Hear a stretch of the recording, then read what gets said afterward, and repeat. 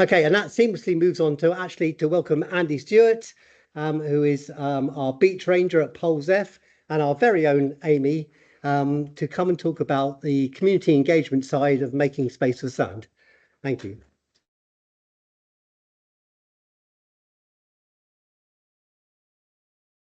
Okay, everyone. So I'm going to talk first, and then I'm going to hand over to Andy. So yeah, I'm one of the community engagement officers for Cornwall Community Flood Forum, but also working for the engagement on making space for sand. I just want to say, Dominic's already said it, but thank you all for being here. It's great to see so many of you here in the room and also online. So the aim of the project has kind of been covered by Justin and Herd, but it's to ultimately help build community resilience by making space for sand, adopting a more nature-based approach to reduce coastal vulnerability to coastal flooding and erosion. So we introduced the project in more detail at last year's conference, and this year Andy and I will be talking about community-led adaptation to a changing coastline. If you would like to know more about other aspects of the project, please go and talk to Jolyon or Joe, and also please check out the website. It's got loads of useful information about every one of the sites that we've that are part of the project. Working? There we go. Okay, so I'm going to first talk about what CCFF's role in the project is. So with predicted sea level rise, increased storminess, combined with heavy rain and overtopping rivers, climate change has the potential to significantly impact upon our coastal communities, with more frequent coastal erosion and flooding events. So this is why we need to build resilience now for the future and why we're engaging with communities. So for those of you that don't know, our forum was set up to work with communities across Cornwall to help them become more prepared for flooding. And we're bringing this experience to the Making Space for Sand project and sharing the data which the project is collecting, such as what Herd has been collecting in the University of Plymouth, but also South West Coastal Monitoring and people like Andy Nelson and Cornwall Wildlife Trust and Cornwall Environmental Consultants. So there's a lot of data that we are being sharing this with the communities to kind of give them a better picture, better understanding of what the future is predicted to look like. The communities can then think about how these changes might affect where they live and possible solutions to adapt and plan for any future flood events to make sure the residents are protected. So what is the hoped output of the engagement? Through the project, we are helping guide communities to produce a community resilience action brief and/or a coastal adaptation plan. So the community resilience action brief is a flood plan. It considers how the community would react in the event of a flood, such as warning and informing the community. These plans include things like flood risk maps, details of local volunteers, and important emergency phone numbers. It's also really important to include in these plans where vulnerable residents are located so that they can get help in the event of a flood. The coastal adaptation plan, on the other hand, considers how we can reduce the risk of future coastal change. For example, some coastal communities may want to adapt by moving infrastructure, such as car parks or public buildings. So these plans are created from the community's discussions and they are championed by the communities. So I'll just talk a bit about how we've gone about the engagement. So on the screen, we have an engagement timeline, and this shows the different stages of our engagement. But there's a lot that goes into preparing for the engagement before we can run the different sessions. So the first step is reaching out to key stakeholders in the community, whether that be local community groups, parish councillors, June groups, local businesses. It really depends on what community you're engaging with. But the idea is we try and find that community champion, that person that is well trusted by the community, is passionate about taking action to become more resilient, and can bring the community together. And in some cases, this might be a group of people or a couple of people. So we then ask these community champions for advice. We ask them about the best day and time for running the sessions. So every community is different and we are flexible based on this. And what works well in one might not in another. So some communities will always say, please, can we have these sessions on a Saturday? Whereas others are a lot more free during the week. We ask these community champions about the best place to hold the sessions and we book local venues in the community and organise catering from a local business. We ask them about who to invite and the best avenue for promoting the sessions. And it's really important to try and reach the communities on their channels. So some communities find out their information in local newsletters and others are more active in Facebook groups. So even this stage is very much led by the community. We then run about 3 to 4 sessions with the community, which I'll outline in a moment, that ultimately lead to them developing those resilience and adaptation plans.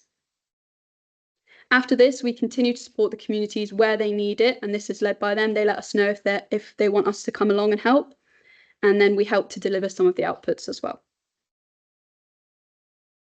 So what is the first session about? So this is about introducing the project. We first ask the attendees, the community, to complete a survey on what's important to them and their thoughts on how climate change may impact upon their community. And this is really useful to get a sense of what their priorities are.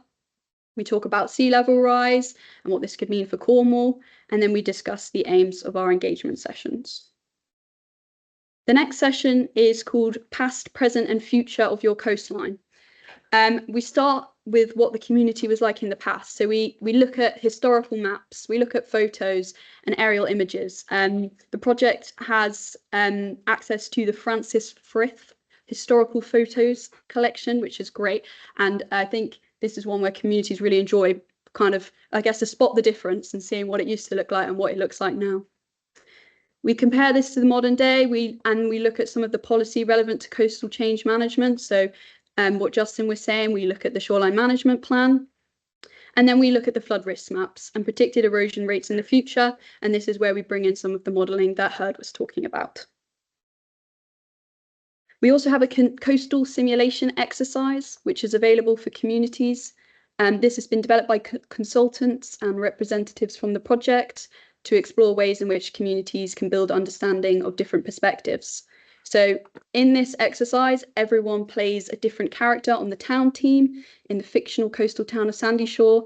And the idea is to weigh up a range of options for coastal change management. So there are a lot of different stakeholders in the real life conversations, and the aim is to help people plan together to better manage coastal change. So exploring solutions, this is the last session, and it's about summing everything up from the previous sessions. And this is very much community led. The community discuss what challenges they want to tackle and what some of the potential solutions are. And then we look at what could be done now and what might need to be done further down the line. And we consider what the community can do themselves and what the project can do and help with. So after this, we compile all the thoughts and discussions from the community into their coastal adaptation plan. So the community do the hard work for us on this. A lot of communities are also concerned about flooding from inland, we've noticed for our engagement. So not just flooding from the coast. So they're working on flood plans so they can be prepared for an influx of water wherever it comes from.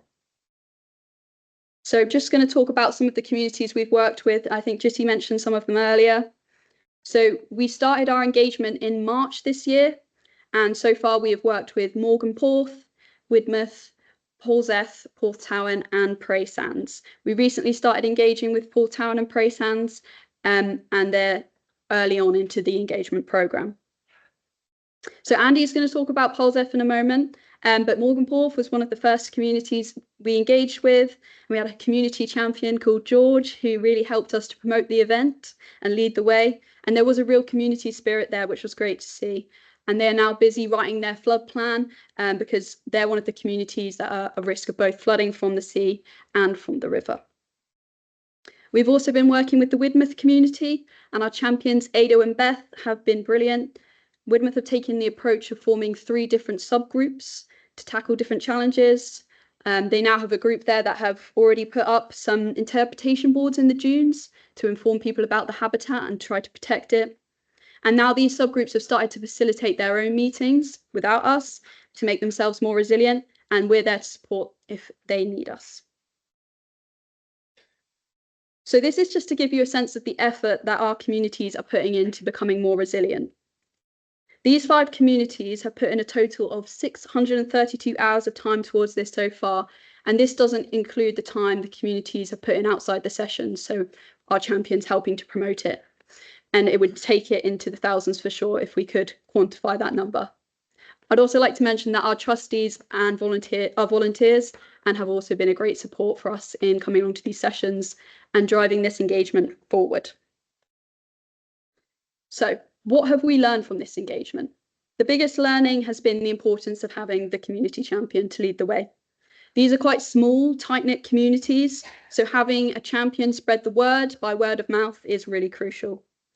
If it's not led by the community, it can be quite hard to get attendance, and without the community champion, it would be difficult for us to take the engagement further. The community also tell us a lot about the area and the local concerns to help us engage with them better.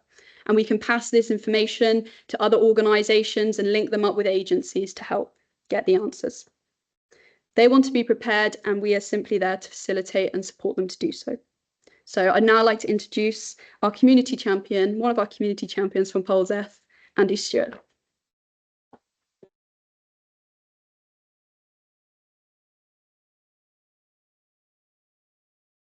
Thank you.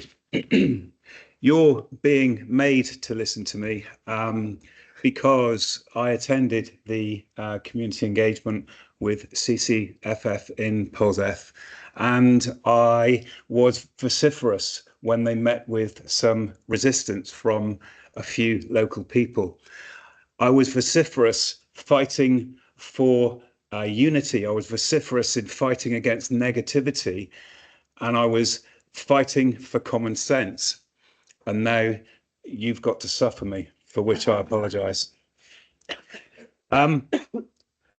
Reading this, presenting that, talking and clicking is quite difficult. I'm going to purposefully go out of sync every now and then just to keep you on your toes. We'll see how we get on. So, Polzeath Beach Ranger Service. Polzeath is one of many North Coast beaches famed for its surf and golden sands, and can attract a community of 8,000 to 12,000 people on a busy summer's day. Toilets. Toilets are just one of the pillars of infrastructure and services that come under pressure when the place becomes busy, as all places in Cornwall do. Biffa do a great job of emptying the bins and cleaning the beach. The car park becomes chaotic. It's a beach car park. There are no lines. And because it's tidal, on spring tides, occasionally unsuspecting tourists get a saltwater wheel wash. Dog owners prolifically and consistently break the dog control orders, and they need educating and occasionally prosecuting. Illegal surf schools operate. We have a capacity issue in the water. Again, the same with many beaches in Cornwall. So when the non-licensed schools are operating, again, that needs to be evidenced, and a process needs to be started to take them to court. The introduction of the Beach Ranger Service to oversee a few of these problems and to report anomalies straight back to the service providers if they're not falling in line with their service level agreements. 2019, the Beach Ranger Service was created thanks to Jolyon Sharp, who many of you know, although I'm sure now he's regretting the beast he created.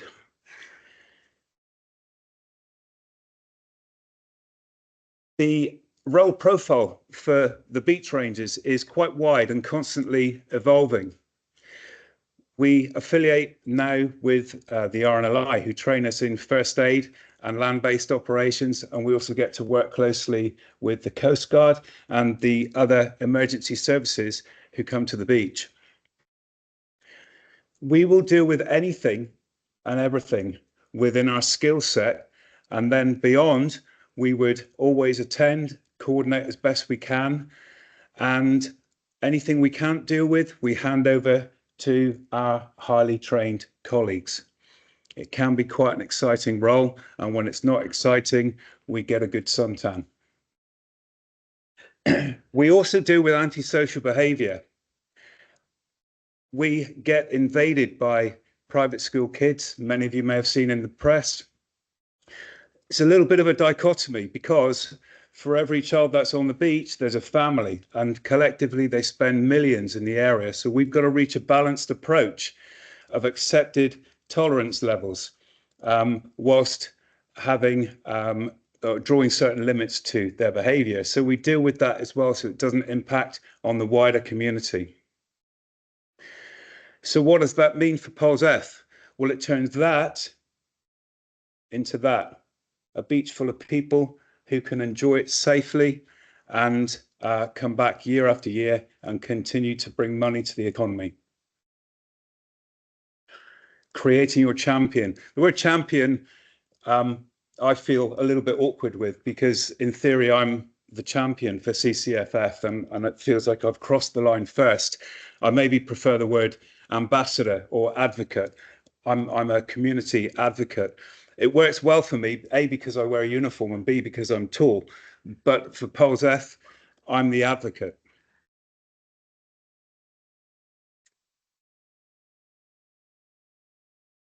Told you I'm going to lose track.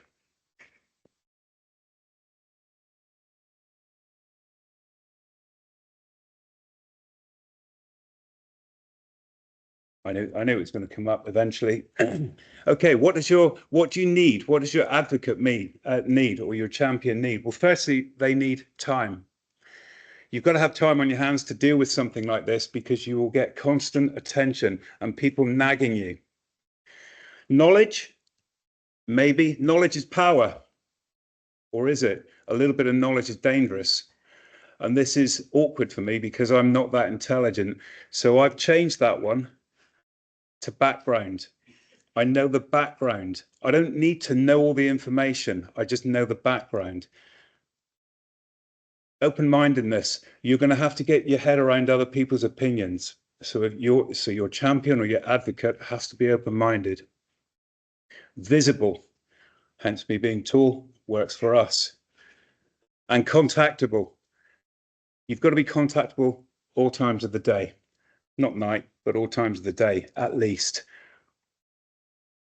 This is the most important one, passion. Your advocate has to have passion. Without passion, or with passion, you need no other motivation. So passion is a word that's going to come up another couple of times. In this slide, you'll see another chap. He's called Andy too, and he's a qualified and experienced engineer, and started talking at one of our sessions, and now brings a lot of professional quality information to the sessions. So you don't have to have just one champion. You can have several who all bring different things. That ding is because Amy went over her time limit.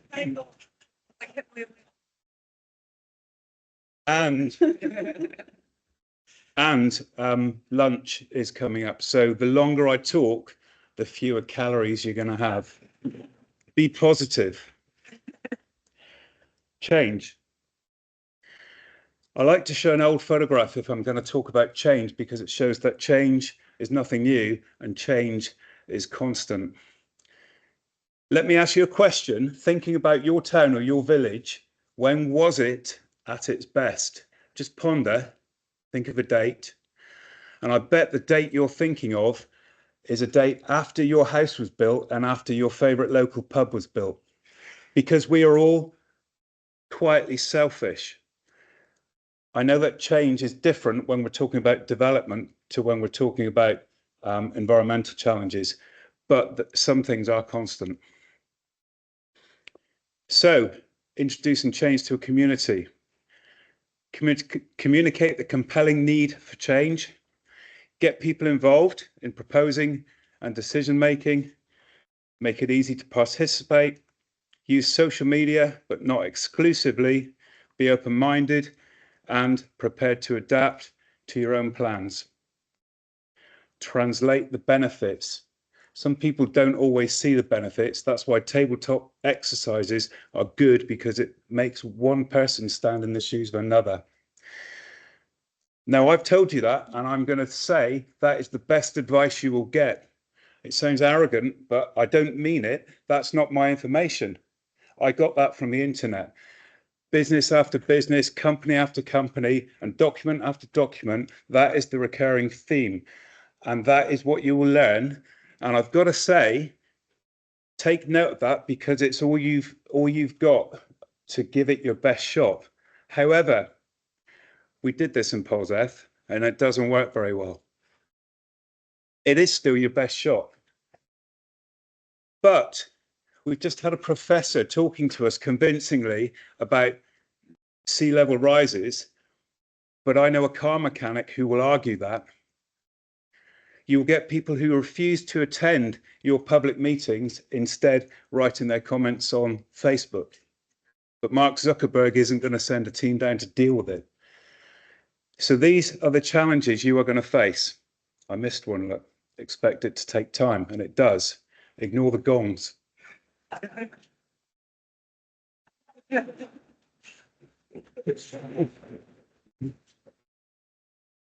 What conversations have we started in Polzeath? In Polzeath, we've been talking, the royal we, for years or decades, about change, what change is necessary, what change is unnecessary, what change is good and what change is bad. MS4S and CCFF, who came to us piping up with data, information, support, food, Jiti, thank you, and smiling faces. And all that information then becomes your key to striking whilst the iron is hot. Polzeath is a complex jigsaw puzzle of privately owned land and Cornwall Council land, intertwined, long leases, short leases, covenants. It's like the Game of Thrones down there. It's difficult for Cornwall Council to know what best to do with their assets for the betterment of the community while still balancing books. So we've created a CIC. If you don't know what a CIC is, I'll give you 5 seconds and then a gong to read that. The directors on the CIC in Polzeath are intelligent, articulate, passionate people who all live in the community, and they will be, once established, proposing to Cornwall Council that there is devolution of some of the assets that Cornwall Council probably consider liabilities. The devolution of those assets to the CIC, who will then attempt to build synergy, create synergy with the other local landowners in an attempt to then forge a way forward through change, controlling the speed and direction in a way that suits the local community. Because Cornwall Council are happily removed from the scenario. They don't have that liability anymore, and the CIC, who are embedded in the community, can make their own decisions.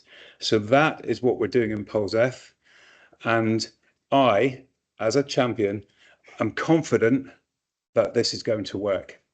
So that's what we're doing. Thank you very much for looking and listening.